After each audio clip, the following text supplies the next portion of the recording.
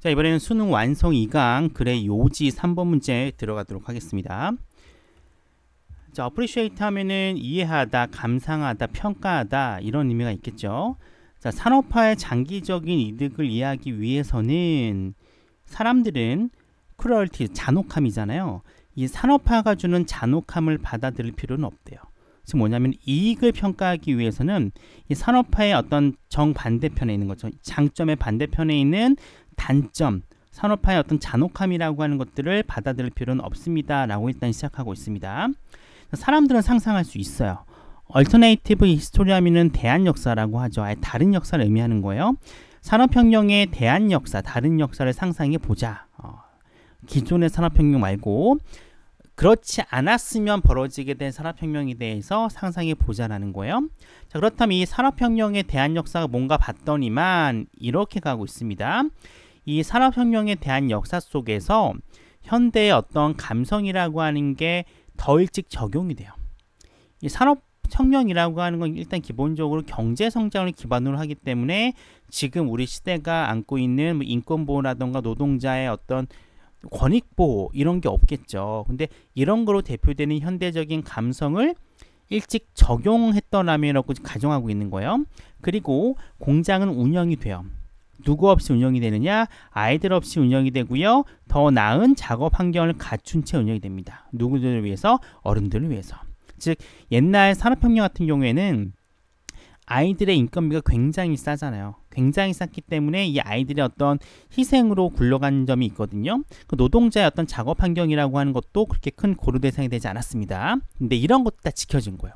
현대적인 감성이 일찍 적용이 되고 아동 노동이 없고 그리고 더 나은 작업 환경을 갖춘 채 운영되고 있는 산업혁명에 대한 역사를 상상해보자 라고 이야기를 하고 있습니다. 자, 오늘날 의심할 여지 없는 공장이 존재합니다. 어디에는? 개발도상국에는 말이죠. 자, 어떤 공장인가 봤더니 이런 공장의 특징이 나옵니다. 많은 일자리를 제공해줘요. 그리고 여전히 이득을 보고 있습니다. while이니까 약간 반대적인 설명이 나오겠죠. 뭐하는 반면에 노동자들을 훨씬 더 인간적으로 대우하면서도 이득이 나고 많은 일자리를 제공해 줄 수 있는 개발도상국에 의심할 여지 없는 공장들이 존재하고 있다라고 얘기를 합니다. 즉 뭡니까? 오늘날 개발도상국 기본적으로 경제성장을 최우선으로 하는데 이런 나라에서조차도 근로자들의 어떤 권익을 보호하고 있다라고 이야기를 하고 있습니다. 자, pressure, 압박이라는 게 나와요. 어떤 압박인가 봤더니 거리가 아니라 거래요. 자, 거리 협상가와 소비자 항의로부터의 압박이라고 하는 건 눈에 띄게 개선하게 됩니다. 즉 어떤 노조 같은 게 되겠죠. 거래 협상자 그리고 소비자 단체 이런 사람들이 계속 압박을 준 거예요. 그 결과 뭐가 나아졌느냐? 많은 곳에서의 작업 환경이 좋아졌습니다. 그리고 이것은 자연적인 진보였대요. 자연적인 발전이었습니다.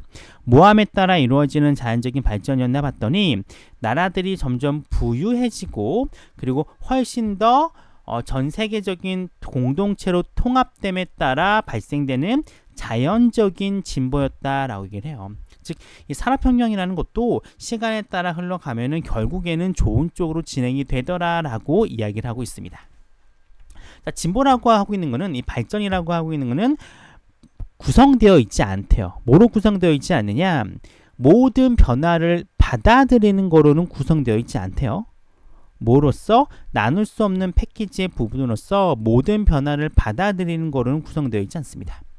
마치 우리가 yes or no, this, 또 맞아 틀려라고 하는 결정을 해야 하는 것처럼 뭐에 대해서 산업혁명이라던가 세계화라고 하는 게 좋은 거야 나쁜 거에 대해서 맞아 틀려라고 하는 결정을 해야만 하는 것처럼 정확하게 각각의 것들은 모든 세부적인 면에서 드러나듯이 자, 그럼 해석을 해볼까요 한번요? 자, 발전이라고 하는 건 나눌 수 없는 패키지로서 모든 변화를 받아들이는 거로 구성되어 있지 않다. 즉 뭡니까? 통으로 가지 않는다는 거예요. 이 통이라는 게 뒤에 설명이 나갑니다. 산업혁명이라든가 세계라는 게 좋은 거야 나쁜 거야? 이게 각각의 장단점이 혼합되어 있잖아요. 모든 걸 하나로 보면은 굉장히 특징을 구별짓기 힘듭니다. 산업혁명이든 세계화든 좋은 점이 있고 나쁜 점이 있어요. 명이 있으면 암이 있는 건데 좋은과 나쁜과 정확하게 극단을 나누는 거예요. 이렇게 나눠야 되는 것처럼 나눌 수 없는 패키지로서 받아들이기는 힘들다라는 거죠. 즉 진보라고 하는 것들은 나눌 수 없는 하나의 큰 덩어리는 아니다라고 얘기를 하고 있습니다. 이렇게 다시 한번 얘기를 하고 있어요. 그렇죠? 진보라고 하는 건 나눌 수 없는 덩어리로 구성되어 있지는 않는다. 그 뭐로 구성되어 있느냐? 이렇게 나와요. 진보라고 하는 것은 뭐로 나눠져 있느냐? 사회적인 과정의 특징을 개별로 나누는 거로 구성되어 있대요. 뭐만큼이나 우리가 할 수 있는 것만큼, 즉 굉장히 세세하게 나눠야 된다는 겁니다. 뭐 하기 위해서? 인간의 이익을 극대화하고 그리고 위험 요소를 최소화하면서 우리가 할 수 있을 만큼 굉장히 세세하게 특징들을 나눠야 된다라고 얘기를 하고 있어요. 앞에 거는 똑같은 말이죠. 앞에 거는 통으로 가지 말자는 거야. 통으로 보지 말고 하나하나 따져가면서 좋은 건 좋은 거고 나쁜 건 나쁜 거야. 이 전체적으로 보자라고 이야기를 하고 있습니다. 그럼 이 글의 요지는 간단해요. 이 진보, 발전이라고 하는 거는 통으로 볼 수 없다는 거. 왜냐하면은 옛날에 어떤 산업혁명이라고 하는 것을 굉장히 부정적인 것도 긍정적인 것도 있잖아요. 긍정적이라고 하는 것들은 전체적인 경제적인 부가 커졌어요. 근데 여기에 숨어있는 암이라고 하는 것들은 분명히 경제 성장의 이면에는 수많은 노동자들의 피와 희생이 있습니다. 그렇죠? 이런 것들이 있는 거라는 거죠. 이런 게 혼합되어 있기 때문에 산업혁명 자체를 좋아 나쁘다라고 얘기할 수가 없는 거야. 그래서 어떤 것들을 볼 때는 어차피 발전이라고 하는 것은 시간이 지나게 따라 이루어질 수밖에 없다라고 얘기를 해요. 어차피 최종 목적은, 최종 지향점은 점점 좋아질 수밖에 없는데, 따라서 어떤 발전이라고 하는 걸 바라볼 경우에는 큰 덩어리로 보는 게 아니라 전체적인 걸 따져보자는 거죠. 하나하나 보면서 세부적으로 좋은 건 있고 나쁜 것도 있기 때문에 전체도 딱 만들어가지고 A 전체를 딱 봐서 이건 나쁜 거라고 보지 말고 하나하나 따져가면서 섞여 있다라는 관점으로 어떤 진보라고 하는 관점을 보자라고 얘기를 하고 있습니다.